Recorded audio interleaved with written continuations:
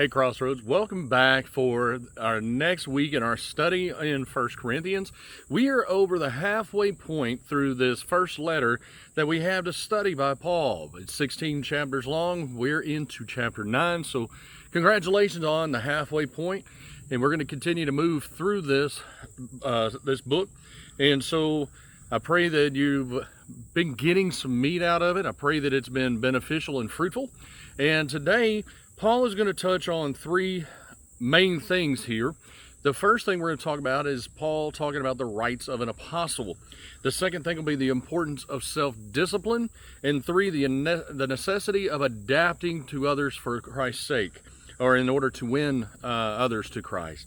So by doing this, Paul's discussion provides valuable insights into the themes of freedom, responsibility, and sacrifice.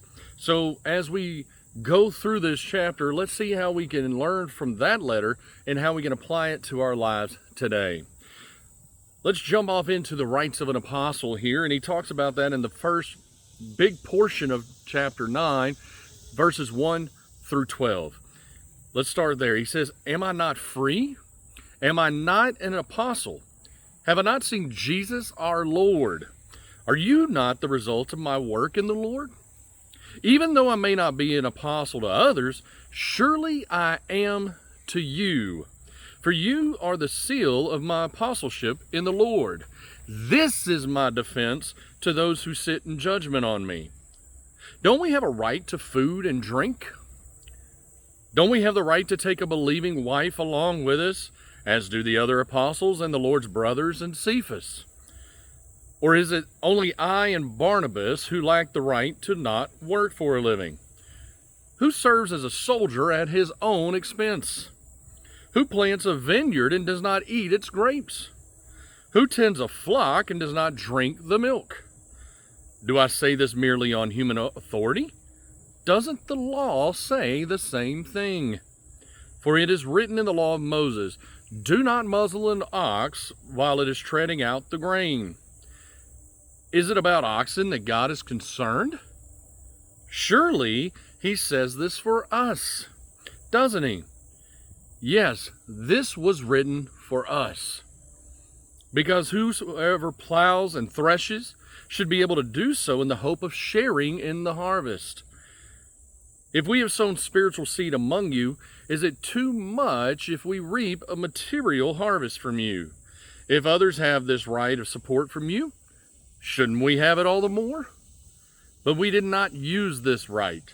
On the contrary, we put up with anything rather than hinder the gospel of Christ."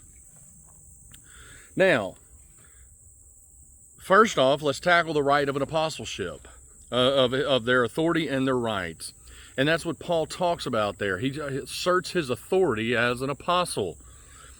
He emphasizes his right specifically here to receive material support from the churches he serves. He uses several analogies as soldiers going off to war.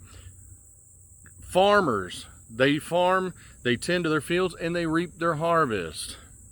A shepherd as well. He uses those images to illustrate that those who work in ministry, those who serve, deserve to benefit from their labor.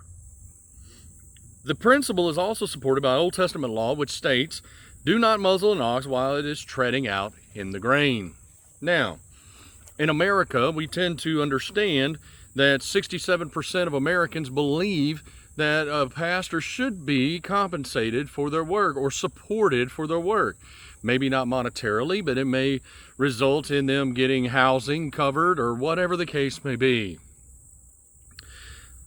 I've often heard this debate. Why does a pastor do what they do? Why are they paid to do what the Lord has gifted them to do? And Paul addresses that very topic here. But Paul says something very interesting at the back end of that section. He says, despite having the right to receive such support, I passed on it. I've not chosen to take it. And so, while it is the right of a pastor to ask for that, or a church leader, a minister, you have a choice as the pastor or minister to elect not to receive it. But it should be the duty of those who follow, those who are under the tutelage, the pastoralship, who are shepherded by the pastor. It is the duty of them to want to support that pastor in whatever way necessary. It is the pastor's responsibility or election to receive or not receive. It is not a sign of disrespect if they don't receive it, as in the case, I choose not to take an income from Crossroads of Hope. That's not the purpose of it right now. Maybe one day down the road that discussion can happen again or whatever, but that's not what I ever elected to do. My passion has always been to share the gospel and then to turn around and provide the resources, the financial capabilities that do come into this ministry are put 100% back into getting the word out and also being able to use financial support to help take care of those coming out of incarceration and transitioning, because if you have been subjected to the registry, you understand the immense financial responsibility or weight, should I say, thereof of coming out of incarceration. I know here, it's typically, when I came home, it was almost $1,000 required within the first 3 weeks, within 21 days, to be able to send out the cards and to be able to send out an ad to the 3 different publications that they required me to do. And that didn't even cover the registration, trying to get housing all taken care of, transportation, finding a job, any of that. And here, you're not allowed to work while you're incarcerated, so you can't even begin to start saving money because they won't let you have a job there. So you literally have to come out broke and start from square one. I just see the absolute immorality in that process, and I don't think it's fair. And I believe that, and I'm sure many of you have similar stories or similar circumstances in your area, and it is in my heart to make sure that if a man makes a mistake, chooses to turn and repent from their ways, the Bible tells us that we should give him every opportunity to do so. And in many ways, they want to reconcile with their family, and I believe it is ordained by God to be able to do so. Because God can bring healing in all situations, and it is our right and our responsibility to support those individuals to enhance the opportunity for healing and support, to give them a blanket of comfort to walk out on, to know that they will not be shamed into failure, but they will be supported into recovery and healing and overcoming. Through the grace of God and the hands and feet of this ministry here, those of y'all that are involved with it, it is our heart to be able to help bring people back up and give them a hand up, pull them out from the pits of despair, and defeat the enemy by doing what we are doing. That is where the resources go, 100%. So that is what, and as I talked last week, I know I missed being able to be on the feed, but last week, this move that I'm looking to make, I'm so excited because I'm having conversations with people right now, laying the foundations that prayerfully, by the end of 2025, God willing, that resources be able to be brought in through grants, funding, donations, whatever, that He will make a way. I stand on it. I firmly believe that we will be able to create more housing opportunities for those in my local area here to be able to transition out and have housing. I would even love to be able to have people that have carpentry skills, automotive skills, plumbing skills, whatever, be available. They volunteer their time in order to help train these individuals for a different skill set if they need to, in order that they can go earn an income on their own instead of relying on a broken system that here, the check the box is prevalent. And so it makes it almost impossible for someone to find a job. It's crazy. It's absolutely crazy. I pray that we would have resources, that we have business owners that would be willing to offer their skills and to mentor people to start their own businesses, whether it be through investing, whether it be through internet website construction, things of that nature, that even if they can't get online, they can do stuff offline and work in pairing with someone who has internet access so they can create the business and do that and offer those types of services for others. There's all kinds of things. If we think outside the box and use the head and the brains that God gave us, we can find ways to overcome. There's no reason why we can't. It's not going to be easy, but this community can do it. And that is what Paul is saying here.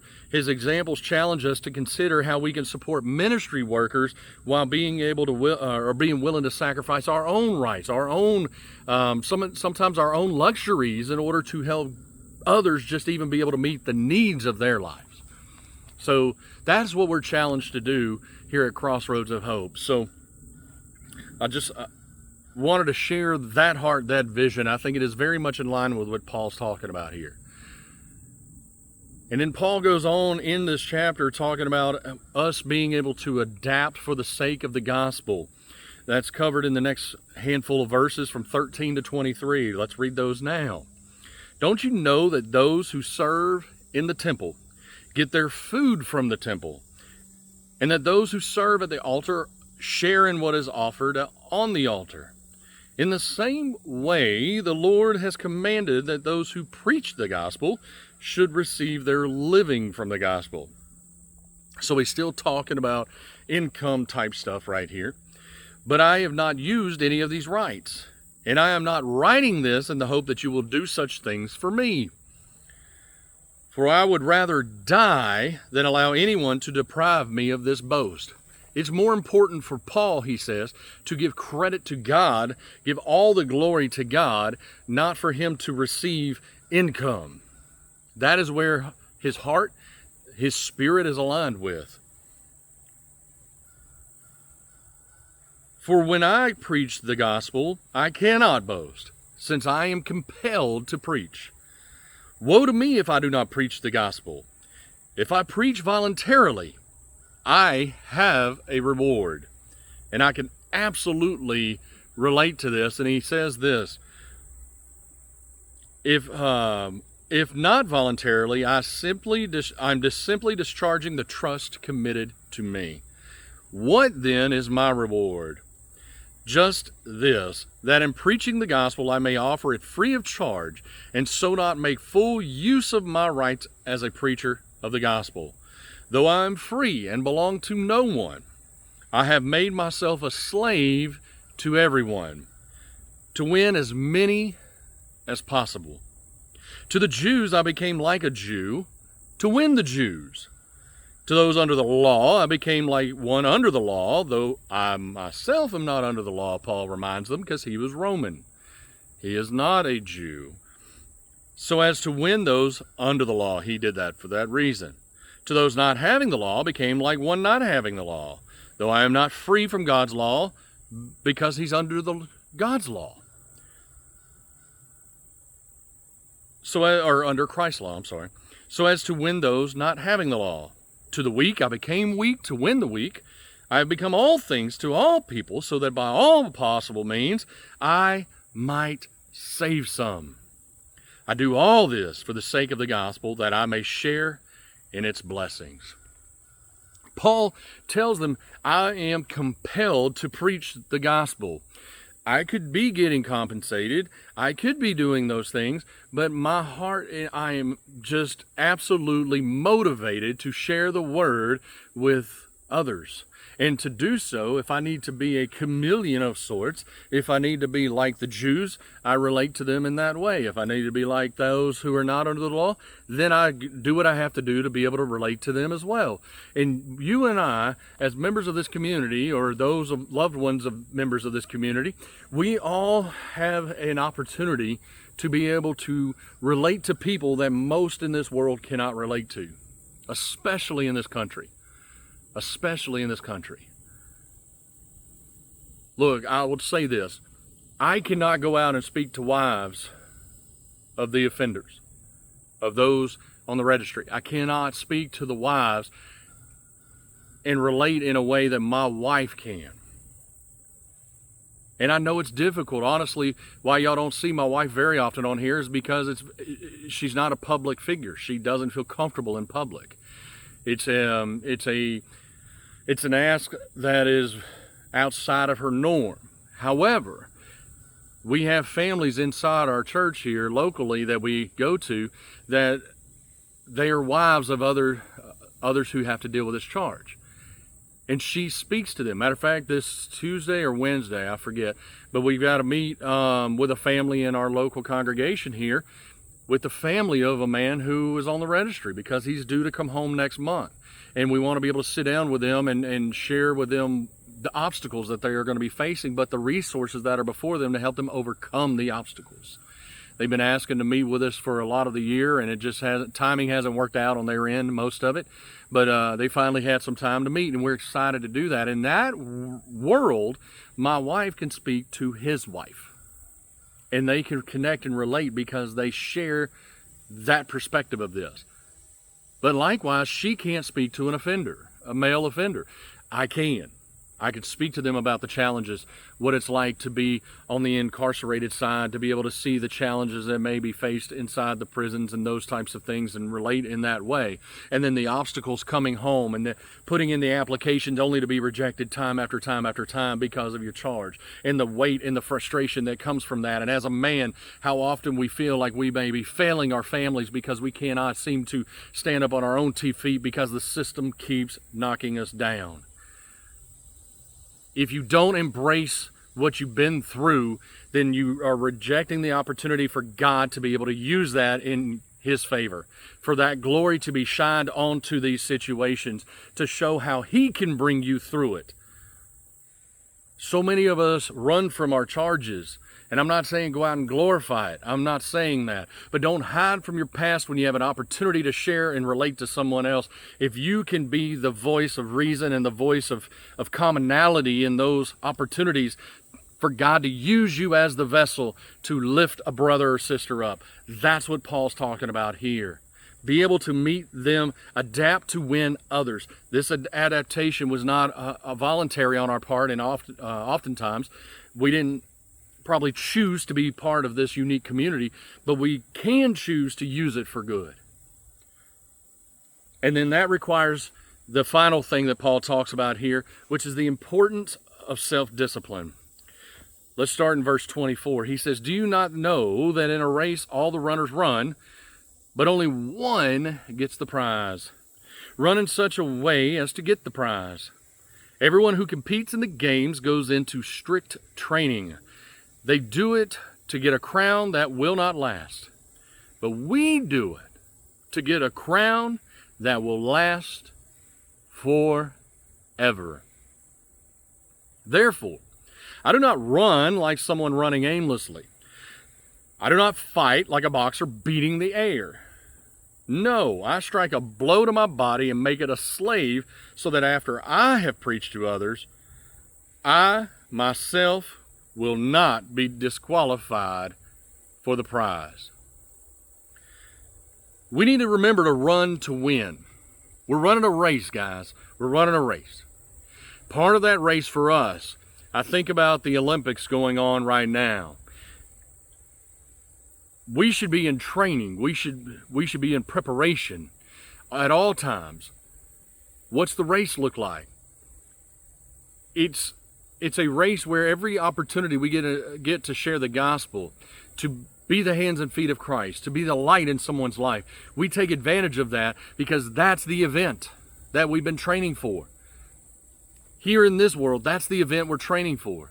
What does that mean in the big picture? That means we're being obedient to Christ. That means when we have opportunities before us that are sinful nature, we beat ourselves into submission to make sure we remember that we are slaves to Him and not to the enemy. I don't mean you literally have to punch yourself, but it means being able to train your mind, be transformed by the renewing of your mind. Folks, if we don't recognize that in this world, especially right now, we look at all around us, there's chaos, there's evil, there's just negativity and bitterness, and just definitely not the fruit of the Spirit surrounding us right now. So we have to be more diligent than ever to make sure that we train properly, that we are in our Word, that we are constantly in communication with our Father, because He is our coach that's coaching us through it. Christ is our advocate. He is out there rooting us on. He's given us the playbook, the training sessions right before us. We're reading it and studying it right now. That is what we're supposed to be doing. We need to be diligent in our efforts. In fact, a Pew Research Center says that 56% of U.S. adults say that self-discipline is a key component of success in life. This is not 56% of Christians, this is 56% of Americans. We know that self-discipline is something that helps us become successful. Go look in Barnes & Noble or Books A Million or whatever library, book, whatever place you want to go buy books in, and you'll see self-help books and self-discipline books everywhere. We have the self-help book of all time. But yet we still go buy the books on the shelf. I'm not discounting those, but why would you go open them and never open the greatest self-help book of all time? Or should I rephrase that? Because it's really not self-help. The only way it's self-help is if you just choose to be obedient. And then it's God-help book. Because it is Him that we are supposed to obey and submit to at all times. If He created us in the world, don't you think He already has your path planned and He just wants you to follow along? Look, I created you for a purpose. I already know what it is. Why would you keep trying to detour your life off of it? It's His plan. It's His life. It's you or His. And the quicker we learn that and submit to that, it's not that life will be easy, but it will be under Him. And then all the stresses of our lives are turned to Him. That's that yoke that we read about all the time. When Jesus said, give me your yoke and you take mine, for mine is light. Why did He say that? Because this world, this sinful nature, everything we have to deal with here, if we do not ever seek Him, it is the heaviest yoke we could ever try to put on ourselves. But if we take that off and get out from underneath it and we put His on, it's stress-free. It's light as a feather. Because you know that all the decision making comes from Him. It is Him that makes all the decisions. It is Him that knows the plan. It is Him that knows others' plans. And it is Him that puts all of us in motion to be able to connect where He wants us to connect. Paul stresses the need for self-control, stating that he disciplines his body to ensure that he is not disqualified after preaching to others. This is in stressing the importance of integrity, folks. Integrity and accountability on the Christian journey. We could easily do small things in life that other people see, and it questions our integrity. And it may not do it now, but come on, folks. We're looking at, I know I've referenced the political season here lately, but that's because we're in the mud and muck of the political season right now. But do we not see that when part of their strategy, we should just be able to look at that as an example? How far they dig back on somebody that wants to aspire to a higher office. They go the other side, the opponent goes back and digs 20, 30 years for stuff on them. Dirt. That we might get attack their integrity. And then we question their accountability for their actions. We challenge that. It's the way of man. And it will be used against you, and it will be used against me if we're not diligent in our self-control. We must be extra diligent, especially those of us that have to deal with this situation in our community. We already have a big strike against us, but it can be overcome. We can beat this. Through God's grace, we can be victorious, and we will be victorious. Because at the end of it, the greatest prize is not even of this world. The greatest prize is to be in eternity with God in heaven. That's the race. Along the way, we have checkpoints. We have opportunities to make differences in people's lives. We get to be used as an asset for the kingdom. And then the enemy throws out little spikes and obstacles and chains and whatever else to trip us up. But it's a race, folks. Be diligent. Because God's got you. You have the greatest coach of all time. Of all eternity. Just submit and follow His plan. And He will see you through. If you don't know who your coach is, if you're under the wrong leadership, or you may have been struggling, this is a great opportunity to turn from that and or to rededicate your life. Either way, get serious. Take it seriously. Get in the ring. You're ready. You're going to change your training regimen. You're going to train your support system, or you're going to change your support system. You're going to do everything you need to do to be able to follow him. That's a great thing to do today. Don't forget to take that opportunity. We're here. If you want to be able to reach out, go to the chat and reach out. We're standing by to be able to connect with you. We'll pray for you. We'll pray with you. If you're just struggling, having a hard week, man, I get it. We all have those. Reach out in the chat. We'll lift you up. We'll pray for you. But stay strong, folks. We're here. We're here for you. I promise you. That's the race I was given. And I plan to run this race till I'm in the ground. That's my goal and my pledge to all of you. Let me pray, and we'll let you get on with your Sunday. Father, I just thank you for the wisdom and guidance that is found in your word.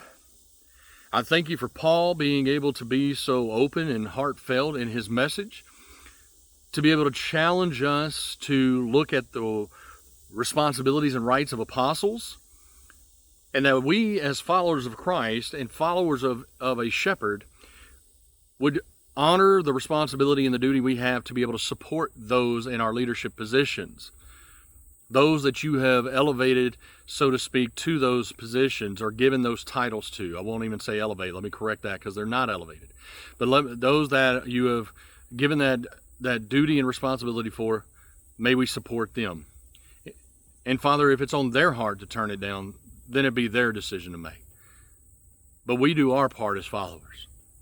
Father, I also thank you for Paul challenging us to view this as a race, to be able to look at our hearts, to see the obstacles before us and understand that we can be better. We will win. It's victorious. The victory lap is made in Revelations. We see the end of the race and what it looks like. We're just running it right now. It's so hard for us to see the end. When someone starts a marathon, they don't see the finish line. It takes a while. And when you start running long distances, after a short period of time, your body starts to question itself. Why am I doing this? What am I doing? And it's no different in a spiritual race. We will be challenged by those moments. May we be self-disciplined and have the self-control to persevere through those times. And how do we do that? By relying on you. Help us to have that strength. Father, lift up those who are struggling this week or maybe had a hard time.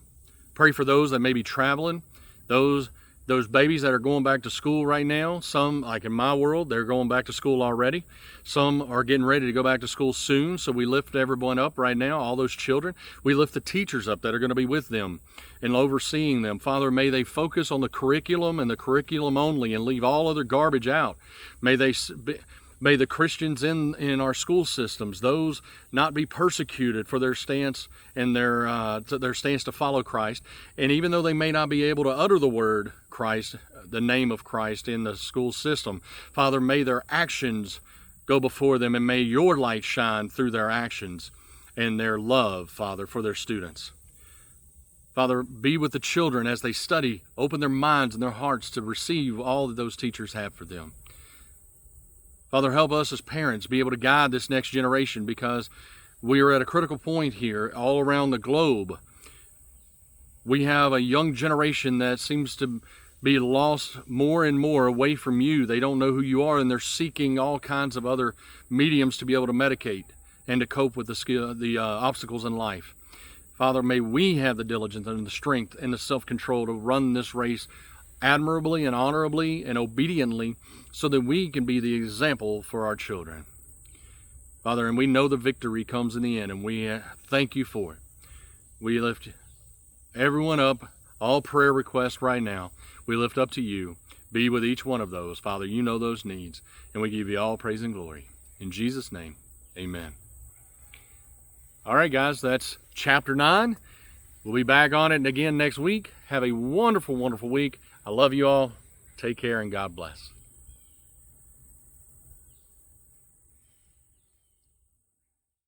I want to thank you for being here today with us, joining us today. And it has been our honor, our privilege to serve you and to host you today. If you want more information about Crossroads of Hope, you can click on the QR code located right here. That'll take you to a quick reference guide that'll have all the links to our website, our social media, even to a Spotify playlist that is a collection of music that we listen to in our own lives that speaks to us. Every month we add to that playlist and it just keeps growing.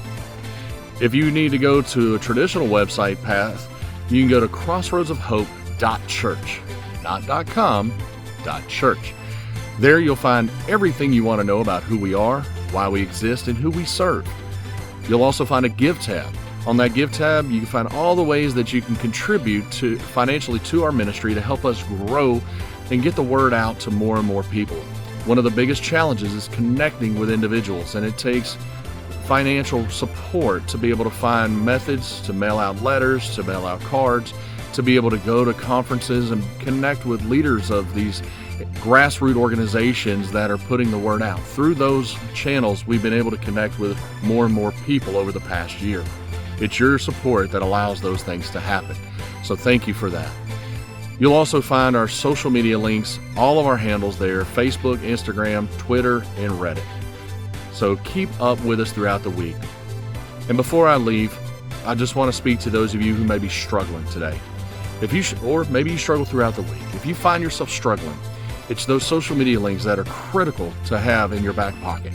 We are always available for you. We always have notifications going off throughout the week that if you need us, if we can serve you during the week, not only do you have our email addresses off the website, but you have our social media links to direct message, and our social media coordinator will take your information and get you in touch with us. We want to make sure that you live a safe, productive life throughout the week. We want you to understand that your life matters. You have value, and we love you. Each and every one of you that watches this feed, we support you, we love you. We just want to serve you. So with that, guys, have a blessed week. It is my privilege to be a part of this community. Thank you very much. See you again next Sunday.